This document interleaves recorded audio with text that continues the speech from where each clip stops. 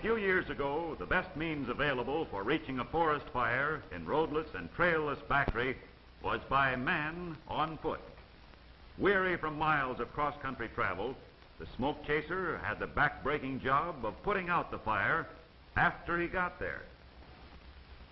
Although horse-drawn transportation to the backcountry was replaced by the faster motor vehicle over new forest roads, it provided speedier travel only to certain destinations. And at the end of the road, the firefighter still had to take to the brush for the final stage of his journey. In fighting forest fires, time is precious.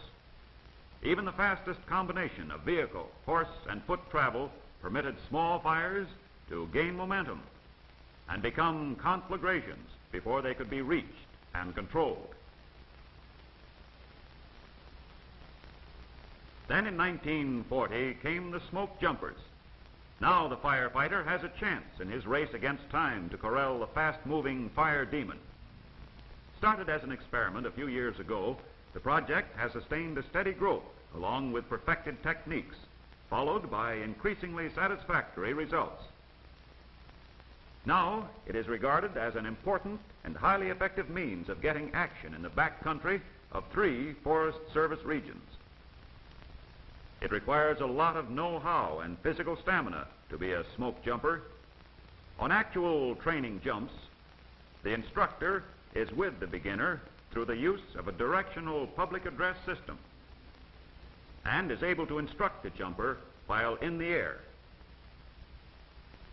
The trainee must be conditioned for jumps into rugged timbered wilderness to put out fires and then hike out 20 or 30 miles.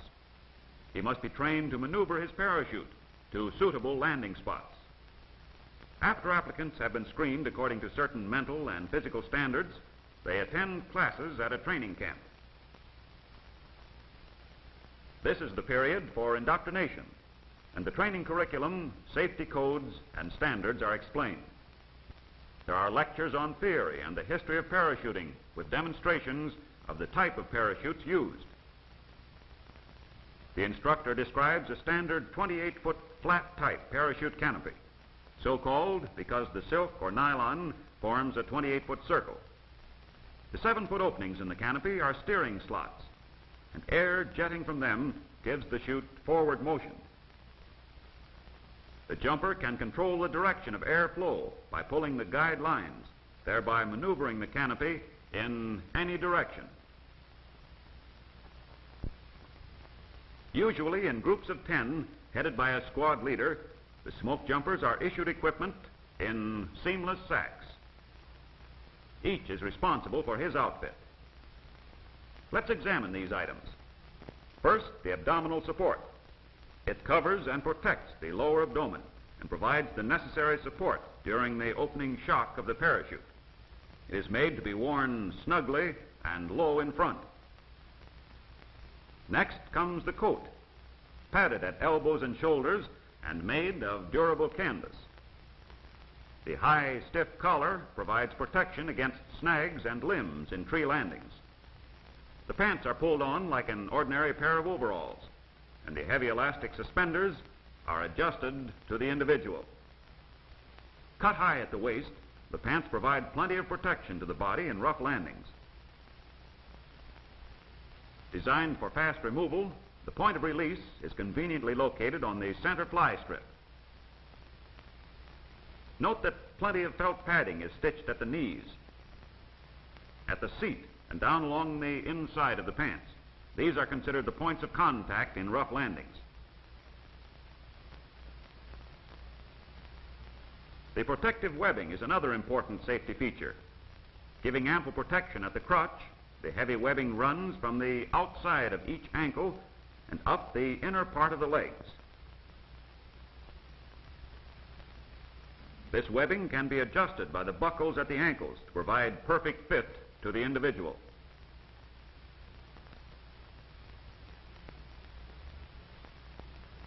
This demonstration gives an idea of the effectiveness of the strap for jumpers landing astride tree limbs and other obstacles.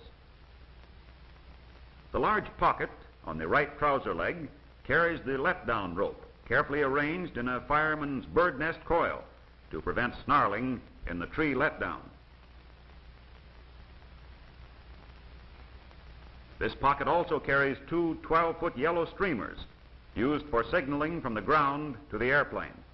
They are an essential part of the smoke jumper's equipment. Actual tests have shown that yellow can be seen more plainly from the air than any other color. A strong cord is now used to enclose the pocket to keep the contents from falling out while the jumper is in the air or landing. This long cord end within easy reach readily unties the slip knot. Next comes the harness.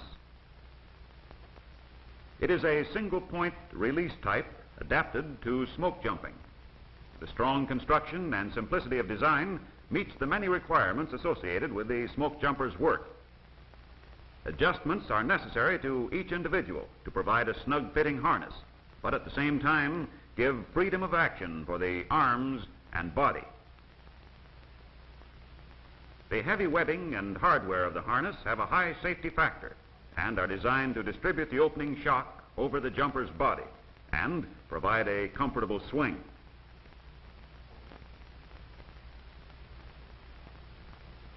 These snaps at the shoulders are for attaching the backpack parachute risers. And in front, these snaps are for the risers of the emergency pack. Lower down, the black smaller ones support the weight of the emergency chute. The disc on the single point release mechanism may be turned, but it remains locked until the safety clip is removed. Now strike the disc and the release connections fall apart. It's fast, yet safe. But remember, the clip must be removed before the assembly can be unlocked. Obviously, practice sessions are necessary. We are now ready to attach the main backpack parachute. This adjustable belly band is passed under the harness member like this and buckled tightly in front. The end of the strap is turned back through the buckle for fast removal. After risers are fastened to harness snaps, a bent key is inserted through a hole in the tongue of the snap. Now the snaps cannot open accidentally. As previously pointed out, the emergency chest pack is first fastened to the lower snaps. These support the weight of the pack only. The risers or lift webs of the emergency chute are attached to the larger snaps above.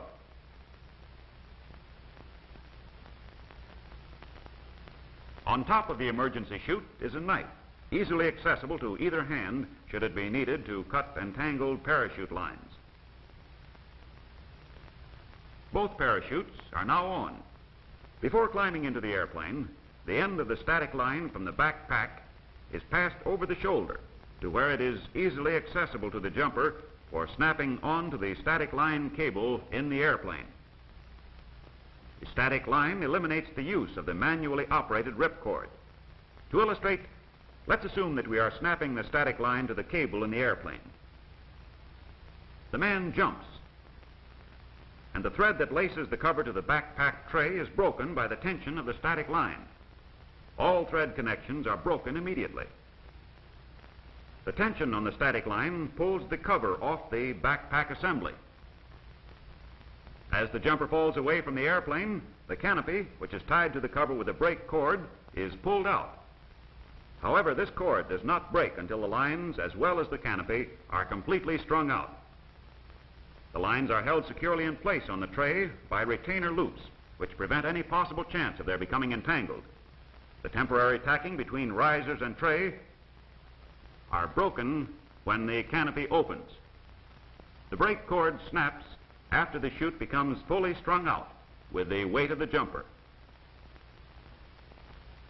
leaving the canopy cover and static line with the airplane. Should anything go wrong, the jumper has the emergency chute in reserve, which can be manually operated with either hand. Another type of parachute is worn by the spotter or jump master. It is commonly called the spotter's backpack. In putting this parachute on, the shoulder straps and risers are grasped from the inside like this. then swung around onto the back. After the chest snap is fastened, lean over and slide the seat sling into place, and then fasten the leg snaps. This parachute, which is light, flexible, and comfortable to wear, is for emergency use only. When making a jump, clear the ship, grasp the ripcord handle, and pull. This is a 24-foot seat pack usually worn by pilots or non-active personnel accompanying the jumpers. It is put on in the same manner as the spotter's backpack. It provides a seat cushion and is manually operated. Now let's go back to the dressing up. For the protection of head and face, a regulation football helmet is used with a mask attached. The mask covering the face is of welded steel mesh, hinged at the top. 2 leather straps fasten into buckles on either side, holding the mask tightly and securely over the jumper's face. A sponge rubber pad attached to the inside of the mask fits over the chin. This assures plenty of protection against head or face injury due to rough landing. Soft, close-fitting gloves are worn by the jumper to prevent hand burns caused by lines slipping through the hands while maneuvering the parachute. Also, good foot protection is needed while jumping and working on fires. These are logger-type boots with composition soles. Caulked soles are likely to cause ankle injuries on landing and are never worn. And so ends the dressing up, and we have a smart-looking outfit. Every item is inspected before the man jumps. Special attention is given to the ripcord assembly on the emergency chute and the backpack cover lacings and harness fitting. Yet all this can be accomplished with care and accuracy in a few seconds. Firefighting, the principal job of the smoke jumpers, requires that good, sharp tools be always ready. Fire packs, which are numbered and assigned to the men, include only the most essential equipment for work and for subsistence. A canteen and a canvas case containing notebook, map, and compass are tied on the outside of the pack, readily available to the jumper on landing. All items in the pack are inspected and checked before being issued to the jumper. Here is a canvas 2-gallon water bag and the important lightweight, short-handled fire shovel. A heavy-duty flashlight for night work and for night travel. Enough rations to last each man at least 2 days, which meets most requirements on small fires. In this compact package are cooking utensils and dishes for emergency use. A first aid kit with essential medicine. And last, of equal importance with a shovel, is the dual-purpose Pulaski fire tool for cutting and grubbing. It is found in every fireman's pack.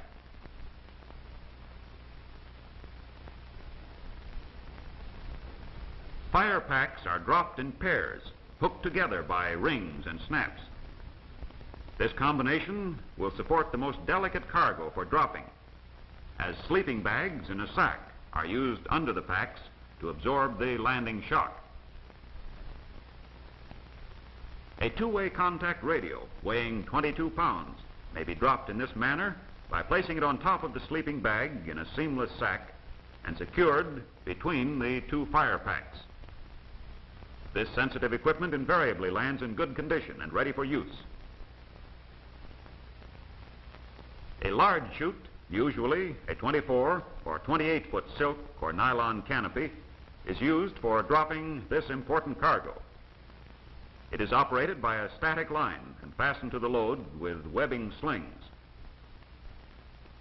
After the load lands, the lines are taken up, and the chute container, which goes down with the load, is made larger by pulling out this false top. This provides ample storage for the canopy and lines until time for repacking.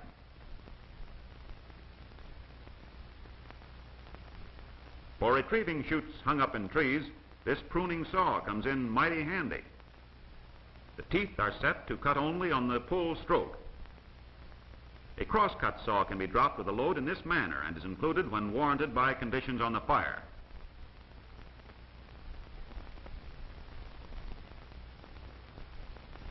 A smaller 14-foot canopy, which will carry up to 70 pounds, may be used for ordinary fire tools not easily damaged in landing.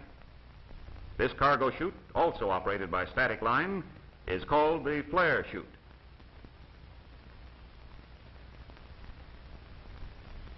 The assembly is light in weight and compact in size.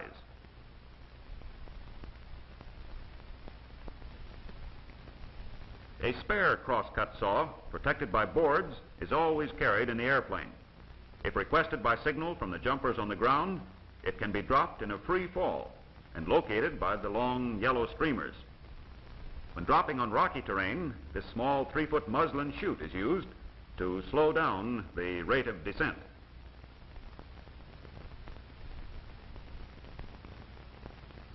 Tree climbers with a streamer attached are dropped free fall when needed to remove cargoes or canopies from trees. Covered by rubber shields, the spurs are protected against damage in landing.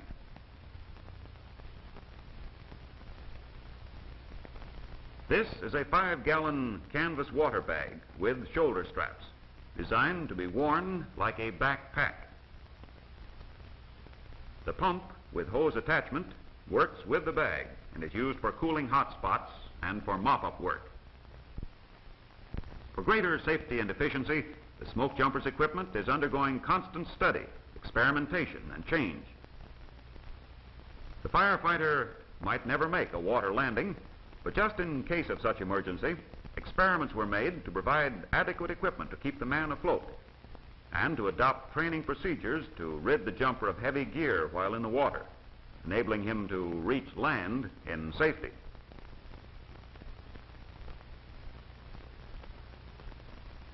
Other experiments are in progress aimed at safeguarding the jumpers against special hazards and making their work more effective.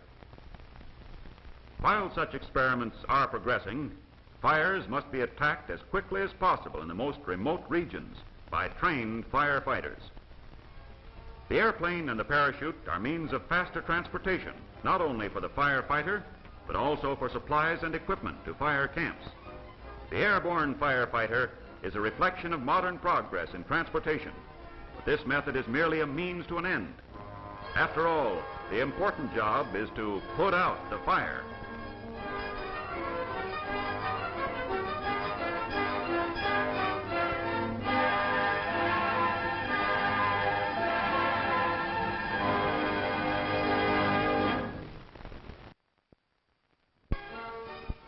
Parachute jumping looks easy. All you step out, float down like a feather, and land like a ballet dancer. Well, not exactly. Bruises, sprains, and fractures from landing would be common if it were not for protective clothing. The jumper's excellent physical condition and training are equally important. And conditioning starts here. Morning exercises remove muscle kinks. No loafing, no lost motion. The first real jump. Next comes the obstacle course. Here's where physical stamina and body coordination are on trial. Over the high ramp, hit the ground and roll, fake. The roll absorbs the shock. This climb conditions the arms and shoulders for maneuvering the parachute in the air. Then the forward somersault on the net and regain the feet. A good timing practice. Now another ground roll. Running the V trough strengthens the legs and ankles for landing on rough ground. Halfway around, and no time for second wind. The run is completed in one sweep. The overhead ladder provides more exercise for shoulders and arms.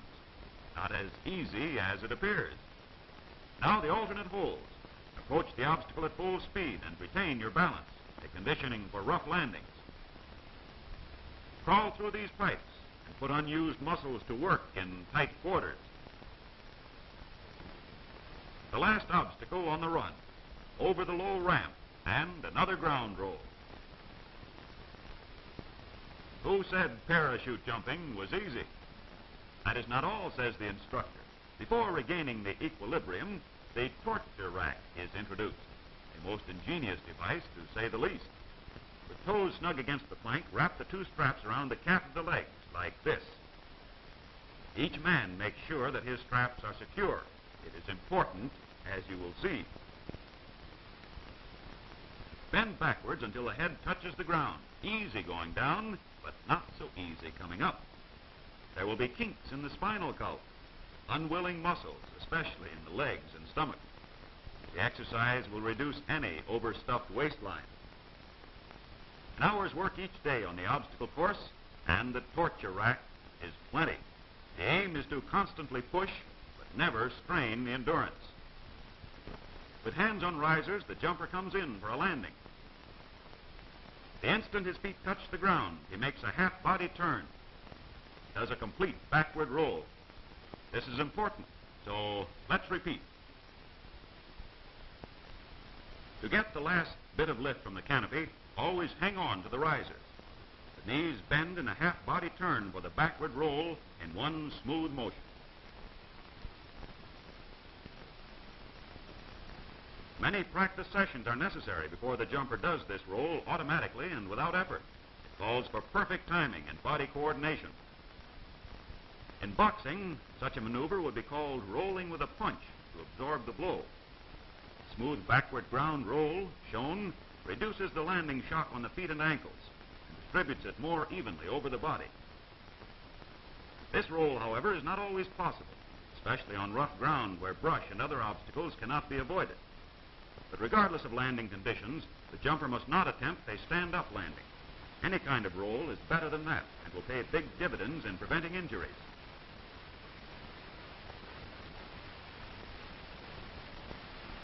The jumps from high and low ramps on the obstacle course provide practice in timing the roll when the feet touch the ground.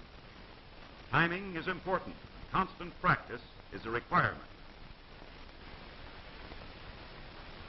When properly accomplished, the backward ground roll is a product of the perfect timing and body coordination essential in all landings.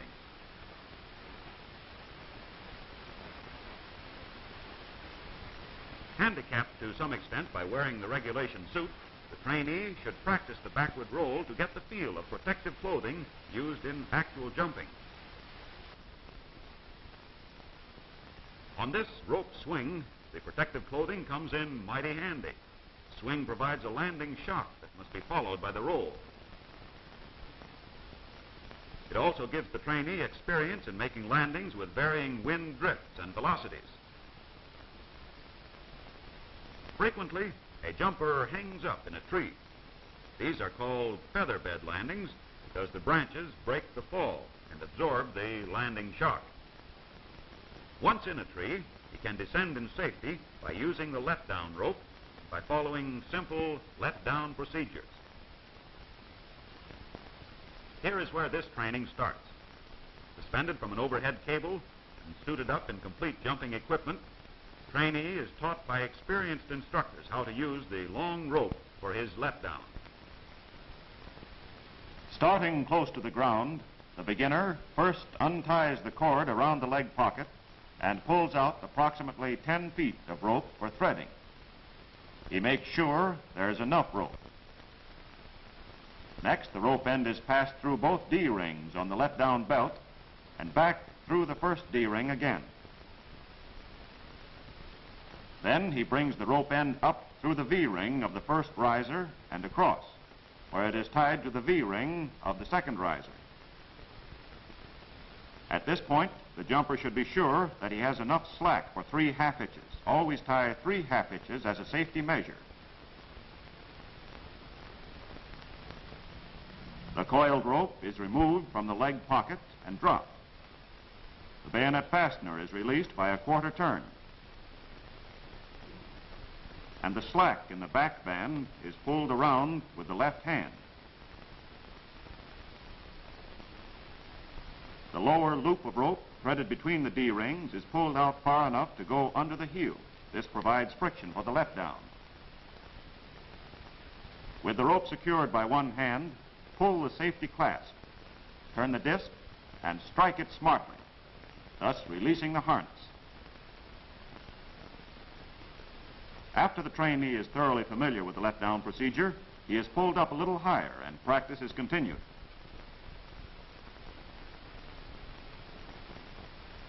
Remember to pull out about 10 feet of rope from the coil in the leg pocket.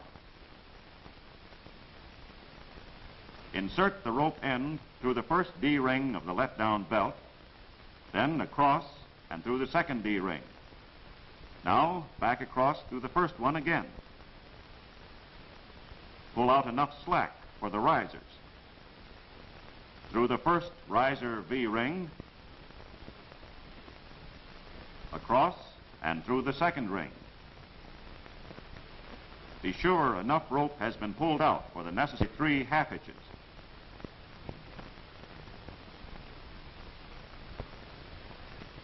After the tie is made, at least a foot of spare rope should be left over. Take up the surplus rope and remove the coil from the leg pocket.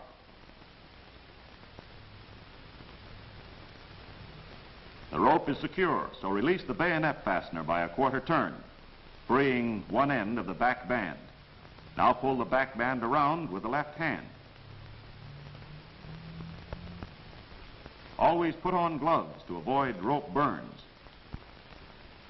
Now pull out the lower rope between the D-rings and loop it under the heel. Draw it tight and hold it securely. Pull the safety clasp. Turn the disc and strike it to release the harness. The weight is now supported by the rope only.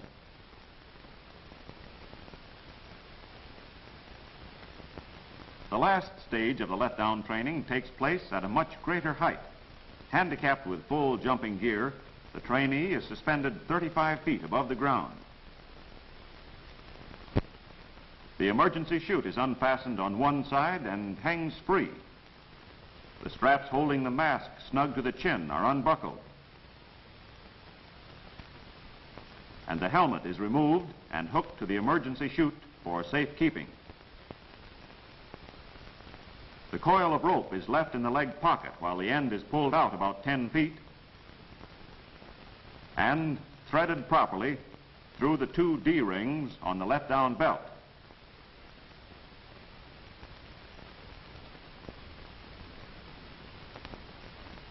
Slack is pulled out for the risers. The rope is threaded through the V-rings and made fast with 3 half hitches. The procedure is exactly the same here as it was at the lower elevations.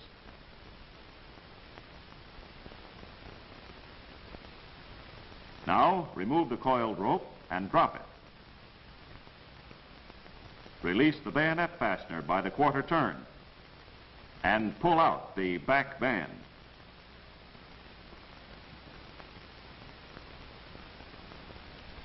Next, take up the slack and loop the lower cross rope under the foot. Remember the gloves, which were placed in the helmet, where they would be handy. They should always be worn on the letdowns. Be sure to have a good grip on the rope before operating the single point release. Sometimes a little wiggling is necessary to get free from the harness. But this is soon accomplished, and with ease and safety, the descent to the ground is complete. The proper technique for leaving the airplane is now shown with airplane mock-ups. With right foot on the step and hands on the door, arms are folded after jumping to avoid entanglement with suspension lines. The mock-ups are exact dimensions of the airplane fuselage commonly used by the smoke jumpers. This larger one accommodates 8 jumpers, the spotter, and their firefighting equipment. Within this limited space and handicapped by complete jumping gear, the trainees must learn to cooperate with each other in these tight quarters. Now to practice the correct takeoff. The signal is given to hook up. Static lines are snapped to the cable. The first man gets down in jumping position. Spotter now directs the flight by hand signals to the pilot. Over a spot selected to compensate for wind drift, he slaps the first man on the back and the next two take their positions and follow. On actual jumps, the spotter in the door determines the takeoff point by releasing a drift chute.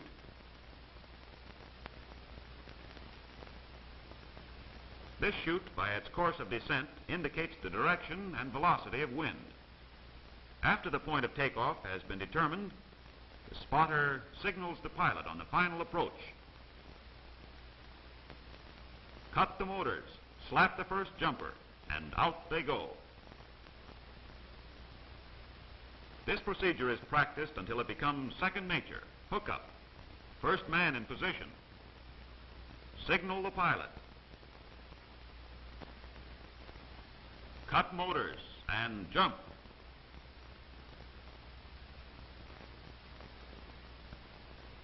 Similar instructions are given the trainees in the small airplane mock-up, and they go through their assigned jobs as if they were actually going to a fire. From this tower, the trainee experiences his first jump into space as a smoke jumper. His first takeoff, however, is from this lower platform to establish takeoff technique and body position. Eventually, he graduates to the high platform. From the top of the tower, the drop simulates an actual parachute jump. The correct takeoff and vertical body position are essential in the tower jump. Attached to the end of this heavy rope, which runs over a pulley, is this single tree and riser arrangement, which will give the jumper the same feeling as being suspended from an open parachute. Before the takeoff, the trainee is instructed to fold his arms in front after jumping. His right foot is placed on the step, which is identical to the step on the airplane. The V-rings on the end of the lift webs or risers are attached to the harness by snaps. With both hands grasping the door, which is similar to the one in the airplane, the jumper receives a slap on the back, the signal to jump. It's done in one smooth motion, body in vertical position. The rope snubs the jumper just short of the safety net, giving a shock similar to the opening of the canopy. Folded arms and vertical body position must become firmly associated with the jump. It must become a habit, the same as the ground roll in landing. Practice is necessary. After a number of tower jumps, the trainee is told to transfer a rock from one hand to the other behind his back and then fold his arms in front. This is done after he jumps. If the trainee can concentrate on the rock transfer and at the same time employ proper jumping position, there is a good chance that he will do well even on his first parachute jump. Primarily, the tower jump gives the beginner confidence in his equipment. It teaches him how to leave the airplane in the correct position and gives him the feel of the harness when the canopy blossoms out in the sky. The important procedures for proper takeoff and the equally important technique for safe parachute landings have been reviewed in this picture. However, the trainee should not forget the physical requirements for the job ahead. The obstacle course provides muscle-building exercises and conditions the trainee for the many tests of endurance required in the strenuous job of firefighting, the long hikes from remote forest regions. Sound physical fitness is all important. Body coordination is required for landings. Healthy bodies can take it. Mental and physical alertness is required to maintain proper position and to accomplish a perfect takeoff. Practice does it. Letdowns from tree landings are not difficult.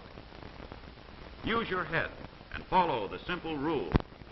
Remember your trainer's instructions, and from your very first jump on, you will meet the test with confidence.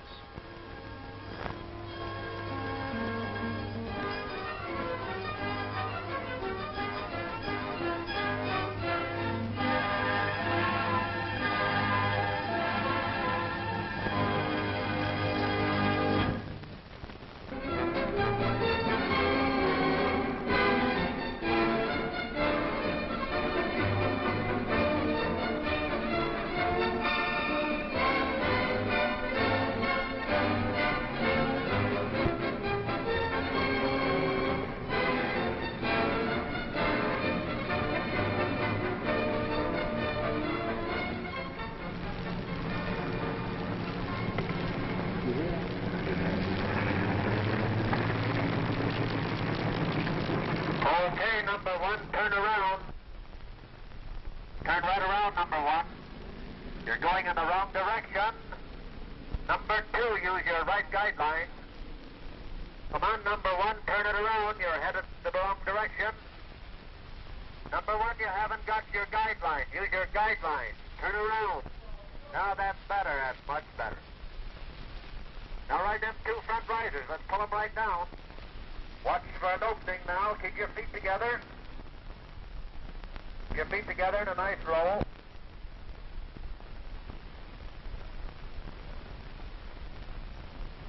Yes, remember the instructions.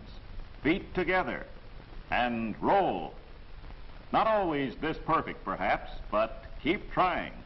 Although good landing technique is important, the main objective in jump training is practice in parachute maneuvers, or how to steer the canopy. And for this training, a field marker becomes an important target for which jumpers must steer after leaving the airplane at an elevation of 1,500 feet. Only the essential rudiments of parachute jumping are explained to the new candidates during this short training session, and group instructions are given whenever it is possible in order to save time. However, individual attention is never overlooked when needed. Leaving the airplane and maintaining good body position, as seen in slow motion, is an essential phase of good jumping. It becomes routine procedure. Training starts here after the chute opens. First, inspect the canopy. Is there a line over? Next, the wind drift. Estimate the direction and velocity. The preliminary canopy checks are important, so important that the jumper's ability to follow instructions is recorded, including his reactions to the coaching he has received from the instructor. The same system of instruction is followed on the timber jump, which simulates an actual fire jump. Here, too, if the jumper lands in a tree, he can practice with the long let-down rope, which will be used many times in the season of smoke jumping. The slip jump requires the use of important principles of parachute control. Slipping increases the rate of descent and is used only to avoid ground hazards in a high wind. Even on his first jump, the trainee may be required to make a quick decision to keep away from the other fellow in the air. Being alert is the important requisite. Learn to think fast and react automatically. Be quick to follow instructions from the loudspeaker. Forest fires do not often break out in ideal locations for parachute jumping. Usually, every new fire will present a brand new jumping problem. Varying wind drifts between the airplane and the ground may upset the spotter's previous calculations, especially when concerned with the small landing spots usually found in densely timbered areas. After all, when the pilot has completed his job, and after the spotter has selected the landing spot, the rest of the trip to the fire is in the hands of the individual jumper. When he leaves the airplane, he is in every sense strictly on his own. The smoke jumper's parachute is maneuverable, and the steering principles are not difficult to understand, providing the trainee learns the purpose of the canopy steering slots, now seen when the chute is inflated. From a rear view, notice the normal counteracting action of the airflow through these openings. The air jetting through the slots stabilizes the canopy, holding it on an even keel in a normal descent. At the same time, the air escaping through the openings gives the jumper a forward speed of about 4 miles per hour, with slots always functioning from the rear. Of all these suspension lines, only 2 are directly connected with the steering slots and control their function. They are called guide lines. This outside line attached to the right front riser is the guide line controlling the right slot, while the outside line on the left front riser controls the left canopy slot. To illustrate, in making a right turn, the jumper pulls the right guide line. which inverts the lip of the right slot. This changes the course of the air flow so that both slots are jetting air in the same direction, the force pushing the canopy around right or clockwise. Naturally, the jumper turns with the canopy, therefore changing the direction of his forward speed. The turning canopy stops immediately at any time when the jumper releases the guide line and the airflow resumes normal action. The left turn is accomplished in the same manner. A pull on the left guide line inverts the left slot. The airflow through both openings is now directional to the left, turning the canopy left or counterclockwise. A 360-degree turn is completed in 6 to 8 seconds, or fast enough for a complete turn near the ground.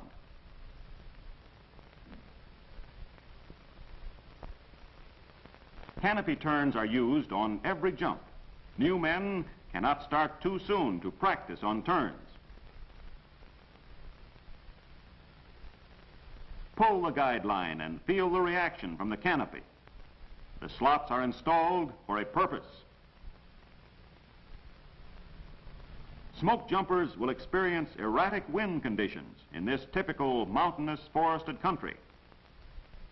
Strong directional winds may blow at the upper levels, while calm air prevails in the sheltered valleys. The ideal condition, which some jumpers will experience a few times during a fire season, is an early morning jump in calm air to an alpine meadow surrounded by timber. The maneuver for this jump is shown by a zigzag pattern directly over the landing spot. It could also be a spiral jump, which is executed by holding down one guide line and controlling the turns directly over the target. In either case, the jumper should leave the airplane directly over the landing spot. Then maneuver back and forth or in a spiral to offset the forward speed of the canopy. He should turn and face the target on the final approach for an accurate landing. Most often, however, fire jumps are made under moderate wind conditions or in enough wind for landing areas to have a windward side and a downwind side, similar to conditions on a forest fire. Under such conditions, the point of takeoff from the airplane should offset the drift. Also, the jump pattern should confine all maneuvering to the windward side, all the way from the airplane to the landing spot. Just drifting along with the wind may result in a long hike back to the fire. For example, against a 5-mile wind, the takeoff point should offset a 5-mile drift. The jumper will maneuver a zigzag course on the windward side, while estimating the altitude and distance from the target at every turn, until the last approach, when he turns and faces the target, coming in for a landing on the upwind side.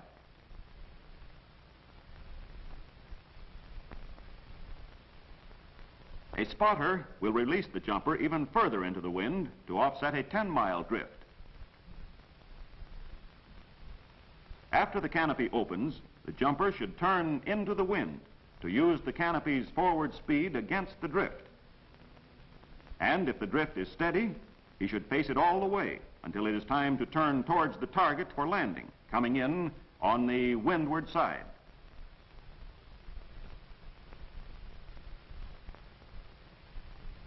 Wind velocity may change quickly between the airplane takeoff point and the landing area.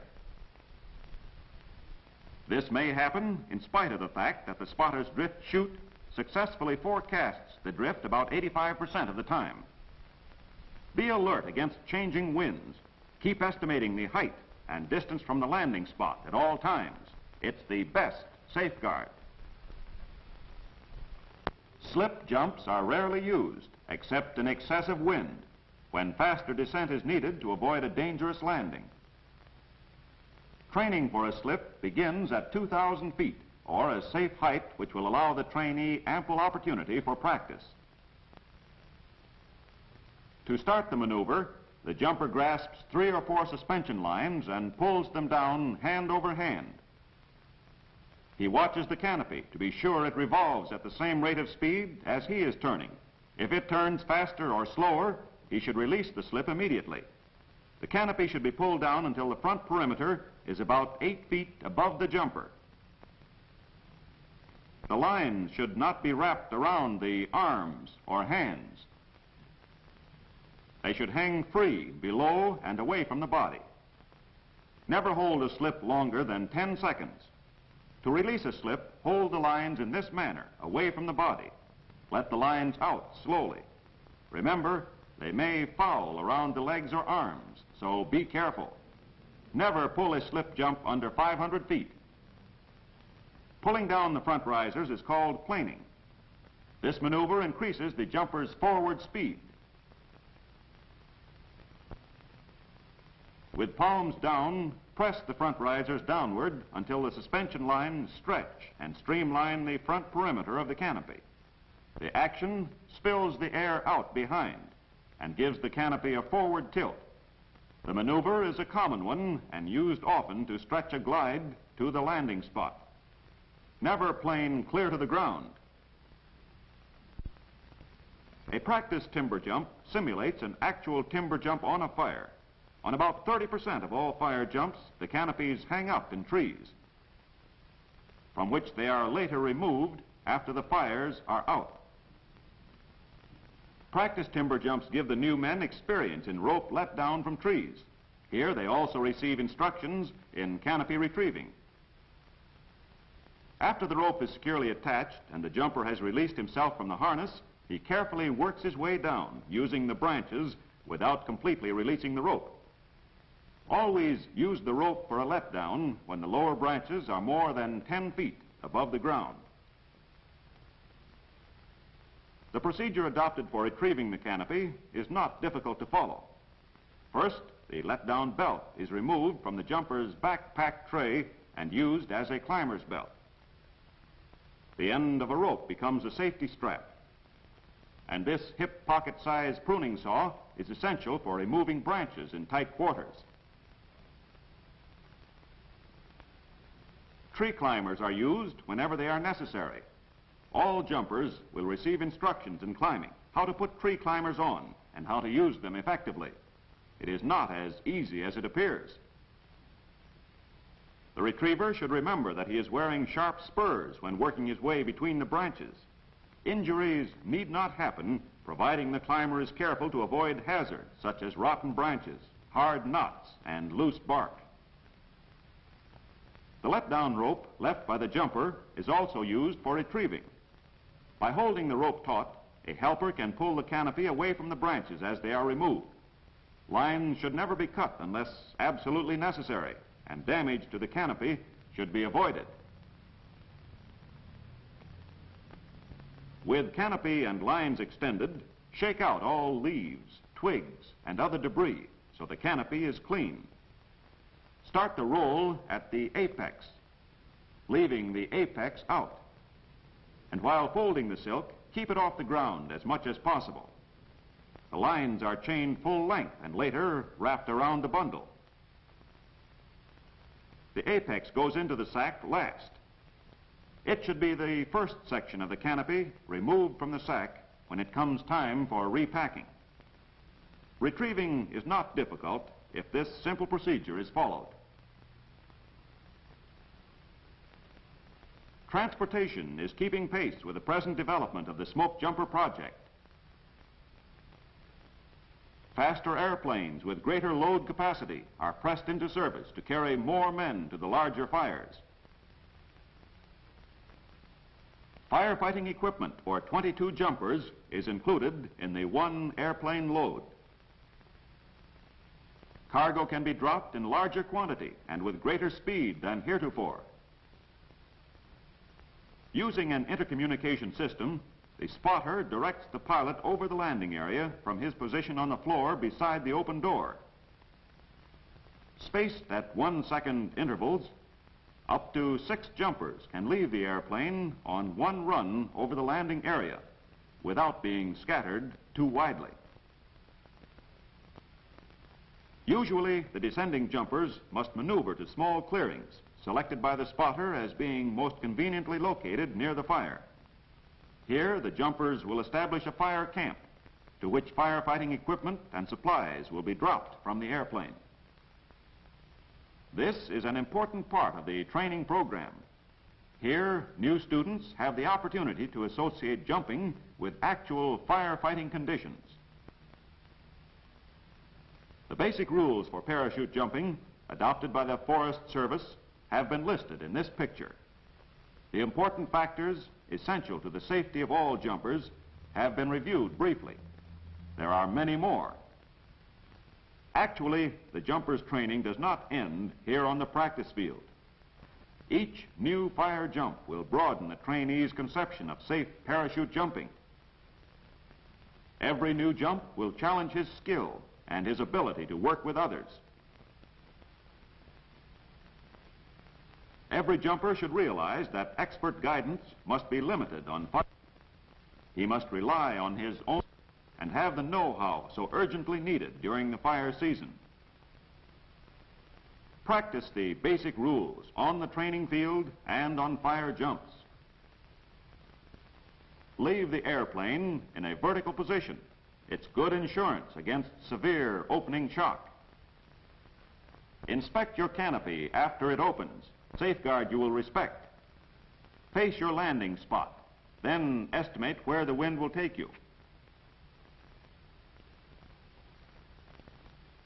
Plan your maneuvers on the windward side against a drift. And keep a safe distance from your fellow travelers while executing the turns. This picture has served an important need if, by its showing, it has explained the purpose of the canopy steering slots. After all, the ground coach and his loudspeaker will not be with you on fire jumps, so rely on your own ability to use the guidelines. To turn the canopy around against a wind drift or with a wind drift.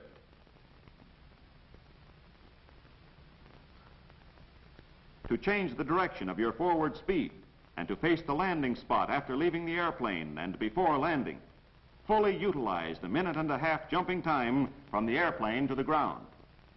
Learn to be your own judge. Don't wait to be told. Plane whenever it is necessary to increase forward speed. And always remember, your feet together and roll on landing.